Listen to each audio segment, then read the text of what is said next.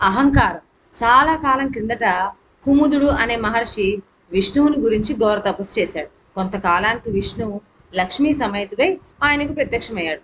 సాష్టాంగ నమస్కారం చేసి చేతులు జోడించి నిలబడిన కుముడిని ఏం వరం కావాలో కోరుకోమన్నాడు మహావిష్ణువు.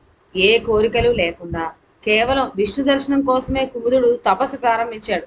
అలాంటి స్థితిలో విష్ణు వరం కోరుకో అనేసరికి అతడు తికమక పడ్డాడు. లక్ష్మీదేవి కుముదుడి మనస్థితిని గ్రహించినదై ఇలా అన్నది: వత్సా, నీ భక్తికి మెచ్చాము. అనాలోచితంగా ఇప్పుడు ఏదో వరం కోరుకోని అవసరం లేదు. మేము మళ్ళీ మాసం రోజుల్లో నీకు దర్శనం ఇస్తాము. ఈ గడువులో బాగా ఆలోచించి నీకు కావాల్సిన వరం ఏదో కోరుకోవచ్చు. లక్ష్మీదేవి ఇలా అనేసరికి కుముదుడు స్థిరచిత్తుడయ్యాడు. మరుక్షణంలోనే మహావిష్ణువు లక్ష్మీ సమేతంగా అదృశ్యుడయ్యాడు. కుముదుడు తన తపస్సు ఫలించింది కదా అని మహదానందం పొందాడు. తర్వాత తన ఆశ్రమానికి తిరిగి వచ్చి శిష్యులకు ఈ శుభ వర్తమానం తెలిపాడు. గురువు గారి అమోఘ తపశ్శక్తికి శిష్యులంతా అబ్బురపడ్డారు. సాక్షాత్తు ఆ మహావిష్ణువే ప్రత్యక్షమై వరం కోరుకోని ఆయన త్యాగాన్ని వెన్నెల్లో ప్రస్తుతించారు. ఈ 14 భువనాల్లో ఇంత సర్వసంగ పరిత్యాగి మహాభక్తుడు లేనే లేడని పొగడసాగారు. ఈ పొగడతలతో కుముదుడిలో అహంభావం ఏర్పడింది. తనకంటే మహర్షి శ్రేష్ఠుడు ఎక్కడా లేడని భావించసాగాడు. ఈ స్థితిలో కుముదుడు ఒకనాడు గంగానదికి శిష్యులతో కలిసి స్నానానికి వెళ్ళాడు. అక్కడ వీళ్లకు నదిలో స్నానం చేసి వస్తున్న రైవతుడు అన్న రాజర్షి ఎదురయ్యాడు. భార్య, 10 మంది పిల్లలు. ఈయనేమి ఋషి అన్న సంశయం కలిగింది కుముదుడి శిష్యులకు. సంశయ నివృత్తికై వాళ్ళు గురువును ప్రశ్నించారు. అందుకు కుముదుడు, ఈ రైవతుడు ఋషినామానికి ఎలా అర్హుడో నాకు తెలియటం లేదు. సర్వసంగ పరిత్యాగం చేసి ఆకు అలములు తింటూ అడవుల్లో తపస్సు చేసే వాళ్ళకై దైవ దర్శనం దుర్లభం కదా అన్నాడు ఈసడింపుగా.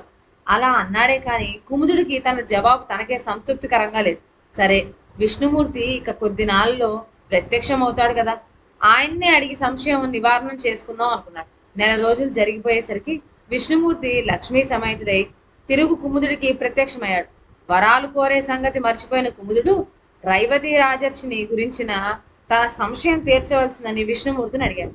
అందుకు మహావిష్ణువు నవ్వి, కుముదా, నాకు భక్తి ప్రధానం. మనస్సు నిర్మలం కానప్పుడు సన్యాసం స్వీకరిస్తే మాత్రం ఏముంది? అయినా నీకు పూర్తిగా సంశయ నివృత్తి కావాలంటే శ్రీశైలం దగ్గర ఉన్న స్వర్ణగ్రహారానికి వెళ్ళు.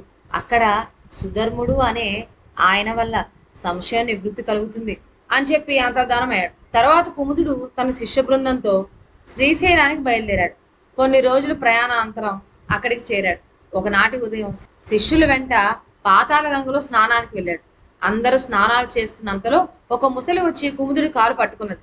గురువు గారిని ముసలి పట్టుకోవటం చూసిన శిష్యులు వైకంపితులై కేకలు వేసాగారు.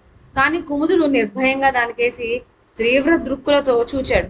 అతని తపోశక్తి వల్ల మరుక్షణమే ముసలి గిరిగిలా కట్టుకొని ప్రాణాలు విడిచింది. ఈ సంఘటనతో కుముదుడిలోని అహంభావం మరి కాస్త వృద్ధి అయింది. 1-2 రోజుల తర్వాత కుముదుడు స్వర్ణ ఆగ్రహానికి వెళ్ళాడు. తీరా ఆయన అక్కడికి వెళ్ళేసరికి సుధర్ముడు ఇంటలేడు.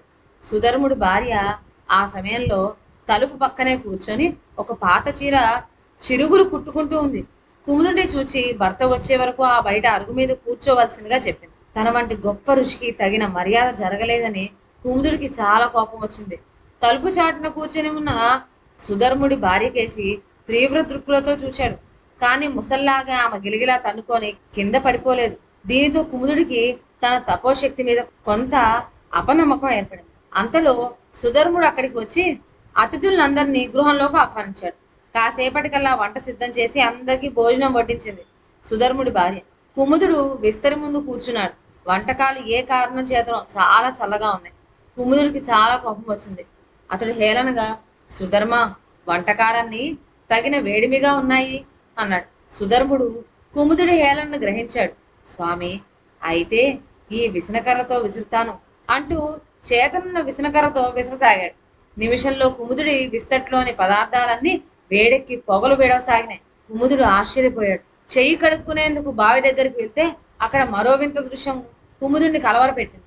బావి గిలక మీద సగం లాగి వదిలిన చేంతాడు, బావిలో వేలాడుతూ ఉన్న నిండు బొక్కెన, అంటే ఇప్పుడు మన భాషలో బక్కేటు, ఐరన్ అన్నమాట, అతడి కంటపడినాయి. నీళ్లు చేదుతూ చేదుతూ ఉండగా మా వారు పిలిస్తే చెద అక్కడే వదిలి వెళ్ళాను అంటూ సుముదుడి భార్య నవ్వుతూ కుముదుడితో చెప్పింది. తనకంటే గొప్ప తపశ్శాలి లేడని, సంసార కూపంలో పడి ఉన్న వాళ్ళు అల్పులని భావించే కుముదుడికి గర్వభంగమైంది. అతడు చేతులు జోడించి సుధర్ముడికి నమస్కరిస్తూ, సుధర్మ, మీరు మహనీయులు, సర్వ సంఘ పరిత్యాగులై తపస్సు చేయని వారికి కూడా మోక్షం ఉంటుందా అని అడిగాడు. అందుకు సుధర్ముడు, కుముదా, నిర్మలమైన మనస్సుతో దేవుణ్ణి ఎక్కడ ఉండి ప్రార్థించినా ముక్తి లభ్యమవుతుంది. అడవుల్లో కందమూలాలు తింటూ ముక్కు మూసు కూర్చున్న నిర్మలమైన మనస్సు లేని అహంకారికి మోక్షద్వారం తెరవబడదు అని చెప్పాడు.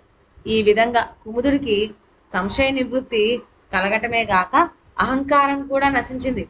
ఆనాటి నుంచి నిర్మల చిత్తంతో భగవద్ధ్యానం చేసి ముక్తి పొందాడు. ఇదండి వాటి కథ. మరొక మంచి కథతో నెక్స్ట్ వీడియోలో కలుద్దాం. అంతవరకు సెలవు. నా ఛానల్లోని కథలు మీకు నచ్చినట్లయితే నా ఛానల్ను లైక్ చేసి సబ్స్క్రైబ్ చేయండి. షేర్ చేయడం మర్చిపోవద్దు. కొత్త కథ నోటిఫికేషన్ కోసం బెల్ ఐకాన్ ప్రెస్ చేయండి. Thank you.